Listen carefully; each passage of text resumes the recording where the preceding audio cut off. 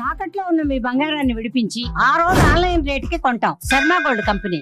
నమస్కారం అండి, సుమన్ టీవీకి స్వాగతం. నేను గీతాంజలి. మనలో చాలా మందికి ఎన్నో ధర్మ సందేహాలు వస్తూ ఉంటాయి. అందులో ప్రధానంగా దేవాలయ దర్శనం ఏ విధంగా చేయాలి అసలు?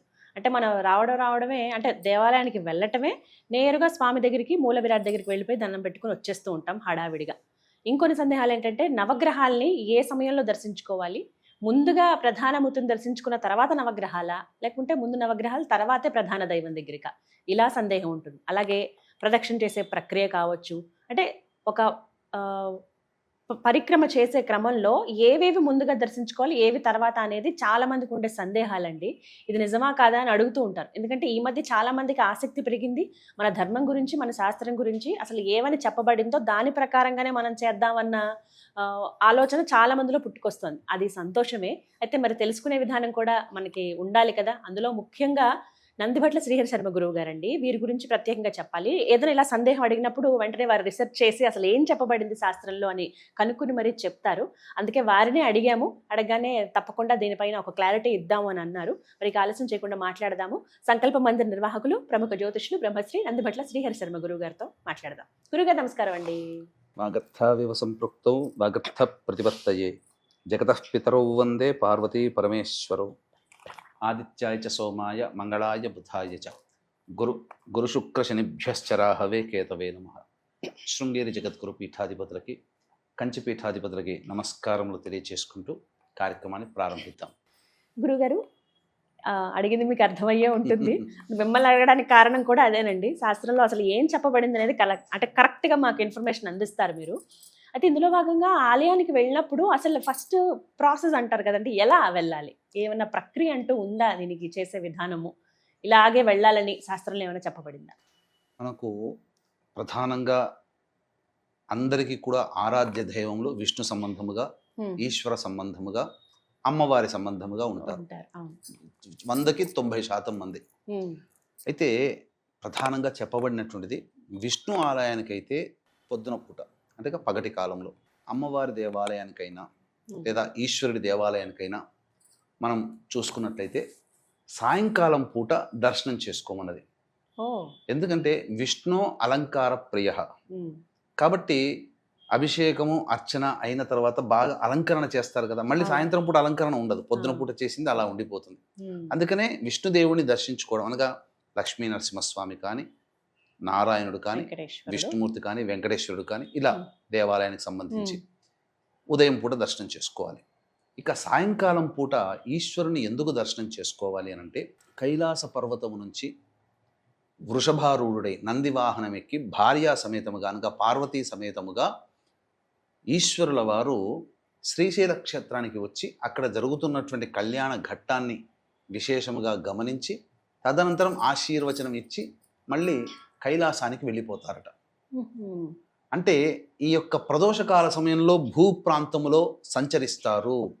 ఆ సమయంలో మానవులందరూ కూడా శివారాధన చేయమని మనకు అనాదిగా వస్తున్నటువంటి ఆచారము. అందుకనే ప్రదోషకాల సమయంలో పెద్దవాళ్ళు భోజనం చేయకూడదు, నిద్రపోకూడదు, మైథునం పనికిరాదు, అలాగే ఇంటి ముందర కూర్చోకూడదు, అలా గుమ్మం ముందర ప్రదోషకాలంలో అని చెప్తుంటారు. కారణం ఇది. అలాగే అమ్మవారి దేవాలయానికి కూడా, అంటే ఈశ్వర దేవాలయంలో సాయంకాలం పూట ఎప్పుడైతే దర్శనం చేసుకొని అర్చన చేసుకొని మన సంకల్పం ఆ పరమేశ్వరునికి చెబితే పరమేశ్వరుడు సంపూర్ణంగా అతి త్వరగా మన యొక్క సంకల్పాన్ని నెరవేరుస్తాడు. ఎందుకంటే భూమండలంలోనే ఆ సమయంలో ఉంటాడు కాబట్టి. ఇక రెండవది అయినటువంటిది అమ్మవారి దేవాలయానికి కూడా. మీ ఇంటికి దగ్గరలో అమ్మవారి దేవాలయం ఉందమ్మా? నేను చెప్పిన పని, ఒక చిన్న పని చేయండి తప్పకుండా. ఏంటంటే, మీరు ఆఫీస్కి వచ్చేటందుకు ముందే పొద్దున్నే అమ్మవారి దేవాలయానికి వెళ్ళండి. అమ్మవారిని, ఆ రూపుని, ముఖార విందాన్ని ఒక 2 నిమిషాలు చూడండి తదేకంగా. అమ్మవారు ఎలా కనిపిస్తుంది? గంభీరముగా, మందస్మితముతో, అలా చాలా చక్కగా గంభీరంతో కనిపిస్తుంది. మళ్ళీ ఆఫీస్ నుంచి అయిపోయిన తర్వాత ఇంట్లో మళ్ళీ కాళ్ళు చేతులు కడుక్కొని మళ్ళీ అమ్మవారి దేవాలయానికి వెళ్ళండి. పొద్దున కనిపించినటువంటి గంభీరత పోయి సౌమ్యముగా నవ్వుతూ, రామ్మ నీకేం కష్టం వచ్చింది అన్నట్టుగా అంత నవ్వుతూ కనిపిస్తుంది. ముఖంలో నవ్వు ఉంటుంది. అంటే దేనికి సంకేతం అంటే, ఆ యొక్క భండాసురులని అలాగే ఈ అనేక మంది రాక్షసులని సంహరించి అమ్మవారు సాయంకాలానికి సంహరించి ప్రసన్నురాలై ఉంటుంది. అంటే విజయ గర్వముతో ఒక గొప్ప పని చేశాను, ప్రపంచాన్ని కాపాడాను దుష్టశక్తి నుంచి అనే యొక్క విజయ గర్వముతో సంతోషముగా ఉంటుంది. కాబట్టి అమ్మవారి దేవాలయాన్ని కూడా సాయంకాల సమయంలో దర్శనం చేసుకుంటే మహాపుణ్యం. అంటే దీనికి ఇలాగే చేయాలని కాదమ్మా, ముందుకు వెనక చేసుకోవచ్చు, కానీ ప్రధానంగా దర్శనం చేసుకోవాల్సినటువంటిది అమ్మవారికి, అయ్యవారికి, విష్ణువుకి ఈ విధమైన విధానం శ్రేష్టము అని చెప్పవచ్చు, ఇంకా గొప్పది. ఇక మన ఇంటి నుంచి దేవాలయానికి చేరుకునేటప్పుడు ప్రధానంగా పూర్వకాలంలో అయితే కాలి నడకన నడుచుకుంటూ దేవాలయానికి వెళ్ళేవాడు. ఇప్పుడు బీపీ, షుగర్లు ఇబ్బందులు ఎదురవుతున్నాయి కాబట్టి బండి మీద వస్తారు. చెప్పులన్నీ కూడాను ఒక పక్కన వదిలిపెట్టి మనం ఇంటి నుంచి మార్గమధ్యంలో తొక్కకూడని తొక్కినా, తగలకూడని వస్తువులు తగిలినా, లేదా మైలో ఉన్నటువంటి వాళ్ళు మనకు తెలియదు కదా, వాళ్ళని తగిలిన ఆ దోషం ఉంటుంది. కాబట్టి దేవాలయంలోకి ప్రవేశం చేయగానే ముందుగా కాళ్ళు కడుక్కోవాలి. మగవాళ్ళైతే కుడికాలు తర్వాత ఎడమకాలు, ఆడవాళ్ళైతే ఎడమకాలు తర్వాత కుడికాలు ప్రక్షాళన చేసి అప్పుడు ఆ యొక్క గర్భాలయ శిఖరం ఉంటుంది కదా, మొట్టమొదలు ఆ శిఖరాన్ని నమస్కారం చేసుకోవాలి. తర్వాత ధ్వజస్తంభ నమస్కారం చేసుకొని నవగ్రహాలు ఉంటే నవగ్రహాల చుట్టూ ప్రదక్షిణ చేసి తదనంతరం ఆ మూల విరాట్టు దగ్గరికి కాకుండా మూల విరాట్టుకి అంగభూతముగా ఉన్నటువంటి ఉప ఆలయాలని దర్శనం చేసుకోవాలి. అంటే విష్ణుమూర్తి అయితే ఆళ్వార్లు, అలాగే గరుత్మంతుడు, అలాగే గోదాదేవి, లక్ష్మీదేవి దర్శనం చేసుకుని తదనంతరం విష్ణుమూర్తిని. అదే శివాలయానికి వెళితే ముందుగా గణపతి, కుమారస్వామి, అమ్మవారు, నంది, తదుపరి పరమేశ్వరుని దర్శనం చేసుకోవాలి. ఇలా మనకు అమ్మవారికి అయితే కూడా అమ్మవారి ఉపాలయాలు ఉంటాయి, దర్శనం చేసుకొని ఆ విధంగా చేసుకోవాలి. ఇప్పుడు ఉపాలయాల గురించి చెప్పారు కదా గురుగారు, ఇక్కడే చిన్న సందేహం అండి. నవగ్రహాలు ఉంటాయి, అయితే ముందుగా నవగ్రహాలు దర్శనం చేసుకుని అక్కడ ప్రదక్షిణాల చేయవచ్చా, లేదంటే తర్వాతే ప్రధానమూర్తిని చూసిన తర్వాతే ఇక్కడికి రావాలా, ఎలా అండి ప్రక్రియ? ఒక్క విషయం చెప్తానమ్మా. ప్రధానంగా స్వామివారిని దర్శనం చేసుకోవాలన్నా ముందుగా జయ విజయులని దర్శనం చేసుకునే కదా సనక సనందాదుల వాళ్ళందరూ వచ్చి, నారద మునిందుల వారు కూడా ముందుగా రక్షకులనే కదా. అలాగే కైలాసంలో ఉన్నటువంటి పరమేశ్వరుని దర్శనం చేసుకోవాలంటే ముందు నంది, భృంగి, శృంగి, ప్రమద గణాలు వీళ్ళందరినీ దాటే పరమేశ్వరుని దగ్గరికి వెళ్తారు. అలాగే ఆ పరమేశ్వరుడే స్థాపించినటువంటి దేవతల నవగ్రహాలు, ముందుగా నవగ్రహాలు, ఆ పరమేశ్వరుని చుట్టుపక్కల ఉన్నటువంటి ఉపాలయాలు దర్శించి తర్వాత స్వామిని దర్శించుకోవాలి.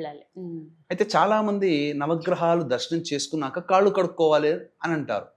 మొదలే దేవాలయానికి అప్పుడే కాళ్ళు కడుక్కున్నాం, మళ్ళీ నవగ్రహాల తర్వాత కాళ్ళు ఎందుకు? అవసరం లేదు. కాకపోతే ఏ సందర్భంలో కాళ్ళు కడుక్కోవాలి దేవాలయంలో నవగ్రహాల దగ్గర అంటే, ఏదైనా గ్రహదోష నివారణార్థమై ప్రత్యేకముగా నవగ్రహాల దగ్గర ఈ యొక్క పూజలు, అర్చనలు, అభిషేకాలు, దానాది కార్యక్రమాలు, బలి కార్యక్రమాలు చేస్తారు కదా, అప్పుడు కాళ్ళు కడుక్కొని మళ్ళీ మూల విరాట్టు దగ్గరికి వెళ్ళాలి. ఇది విధానంగా చెప్పబడి ఉంది. అంతే తప్ప నవగ్రహాలు చూడగానే మళ్ళీ దర్శనం చేసుకొని మళ్ళీ ప్రదక్షిణ చేసి మళ్ళీ కాళ్ళు కడుక్కొని మళ్ళీ దేవాలయానికి వెళ్ళి మళ్ళీ మూల విరాట్టు చేయాలని అవసరం లేదు. ఇంకొన్ని సందర్భాలలో మృత్యుంజయ పరిహారార్థమై దానాది కార్యక్రమాలు, బలి కార్యక్రమాలు, అలాగే శనిదోష నివారణ కార్యక్రమాలు జరిపించుకుంటారు కదా, ఆ సందర్భంగా దానాది హోమాది కార్యక్రమాలు జరిపిన తరువాత కాళ్ళు కడుక్కొని మళ్ళీ దర్శనం చేసుకోవాలి. అంతే విధంగా ఈ యొక్క రావి చెట్టుని ప్రదోషకాల సమయంలో ప్రదక్షిణలు చేయకూడదు. సాయంకాలం సూర్యాస్తమైన తర్వాత రావి చెట్టు దగ్గర ఉండకూడదు. ఇది శాస్త్ర నియమం. అంటే జ్యేష్ఠాదేవి మళ్ళీ మనతో పాటు మన ఇంటికి వస్తుందని ఈ విధంగా చెప్పబడి ఉంది. అంతేకాకుండా ఈ రోజున్నటువంటి ప్రస్తుత వైఖరి గనక మనం చూసినట్లయితే అనేక దేవాలయాల్లో చూస్తున్నాం. ఇప్పుడు సినిమా హాల్ దగ్గర టికెట్ల కోసం కొట్లాడుకున్నారంటే ఒక అర్థం ఉంది. ఇష్టమైన అభిమాన నటుడు, సినిమా మిస్ అయిపోతాము, అది అదే విధానం దేవుడి దగ్గర అప్లై చేస్తారు. దేవుడి దగ్గరకు వచ్చినప్పుడు అందరూ దాసులే. అరిషడ్వర్గాలని పూర్తిగా తొలగించుకొని మనం అక్కడ క్యూలో నిలబడతాం.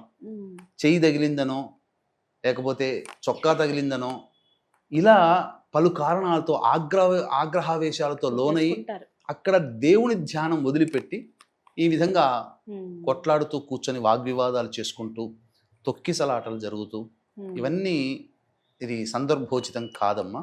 అందుకనే వీక్షించేటువంటి ప్రేక్షకులు కూడా ఈ దేవాలయానికి సంబంధించినటువంటి దర్శనానికి వెళ్ళినప్పుడు స్థిరచిత్తమైన మనస్సు కలవారై, అలాగే అరిషడ్వర్గాలని కూడా అదుపులో పెట్టుకొని సదా దైవనామస్మరణ, ఏ దేవాలయానికి వెళితే ఆ దేవత యొక్క నామస్మరణ చేసుకుంటూ, ప్రధానంగా ఎవరైతే అక్కడ ఉండి ఆ స్వామిని ఆ అమ్మవారిని దర్శనం చేసుకొని బయట కూర్చొని ఆ పాజిటివ్ ఎనర్జీని ఫీల్ అయి తర్వాత ఇంటికి వస్తారో ఖచ్చితంగా ఆ దేవతానుగ్రహం కలుగుతుంది. ఎలా కలుగుతుంది దేవతానుగ్రహం అంటే, నిజంగా నిజమైన భక్తుడిని పరమేశ్వరుడైనా, ఆ స్వామివారైనా, నారాయణుడైనా, అమ్మవారైనా ఆప్తంగా దగ్గర తీసుకుంటారు. ఎలా తీసుకుంటారు? మీరు వెళ్ళారు, చాలా చోట్ల పెద్ద క్యూలు కనబడతాయి. అమ్మ ఈశ్వరుని దర్శనం చేసుకోలేకపోయినా, అమ్మవారిని దర్శనం చేసుకొని ఇంత క్యూలో నేను ఉండలేకపోతాను, నా వల్ల కాదు అని ఆర్ద్రమైన హృదయంతో కనుక ఎవరైనా భక్తులు కనుక ఉంటే వాళ్ళ జీవితంలో, మీ జీవితంలో కూడా ప్రేక్షకులు వీక్షించేటువంటి ప్రేక్షకుల జీవితంలో ఎక్కడో ఒక సందర్భంలో ఒకసారి జరిగి ఉంటుంది, ఖచ్చితంగా జరిగి ఉంటుంది. అలా బాధపడుతూ అయ్యో నా స్వామిని దర్శించుకోలేకపోయాను, నా అమ్మవారిని దర్శనం చేసుకోలేకపోయాను అని బాధపడుతూ అంత క్యూలో నా వల్ల కాదు, ఎప్పటికవుతుందో అనుకున్నటువంటి సమయంలో ఎవరో ఒక వ్యక్తి అయ్యగారి రూపంలోనో పెద్ద ధర్మాధికారి రూపంలోనో ఎవరో ఒక వ్యక్తి, రండి మీరు ఇక్కడ నిలబడ్డారేంటి, రండి చూద్దాం పదండి, మేము కూడా పోతున్నాం మాతో పాటు రండి అని చెప్పి తీసుకొని పోయి పక్క వరుసలోంచి ఇలా తీసుకుపోయి వెంబడే దర్శనం చేసి బయటకు వస్తే ఆ మనిషి కనబడ్డాడు. ఇలా చాలా మంది జీవితాల్లో ఎంతో మంది ఘట్టాలు జరుగుతున్నాయి. అదే నిజమైన భక్తికి తార్కాణము. ఆ భగవంతుడు మనల్ని అనుగ్రహించాడు అనడానికి తార్కాణం. అంటే క్యూలో నిలబడ్డ వాళ్ళకందరికీ భక్తి లేదా, లేకపోతే వాళ్ళకి భగవంతుడు అనుగ్రహించడా అని అంటే, అక్కడ ఉన్న అరిషడ్వర్గాలని జయించలేక మనసు ఒక చోట, శరీరం ఒక చోట పెట్టుకున్న వాళ్ళకి దైవం ఎలా కరుణిస్తుంది. అందుకే ఇంతమంది దేవాలయం వెళ్ళిన, ఈ దేవాలయానికి వెళ్తే మీకు ఈ సమస్య తీరుతుంది అని చెప్తాం, కానీ ఆ సమస్య గురించి అక్కడ మనం విన్నవించుకుంటున్నామా?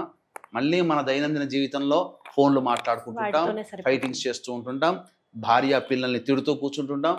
ఇలా ఎక్కడికి పోయినా మన సహజమైన స్వభావం ఇంట్లో ఉన్నట్టుగా దేవాలయంలో ఉంటే ఎలా? పైగా కొంతమంది దర్పం చూపిస్తారు, నేను గొప్ప ధనవంతుడిని, ఈ స్వామికి ఇంత చేశాను అంత చేస్తున్నాను. ఇలా పనికిరాదమ్మా. ఎంతటి వాడైనా ఆ స్వామికి దాసుడే, అమ్మవారికి దాసుడే.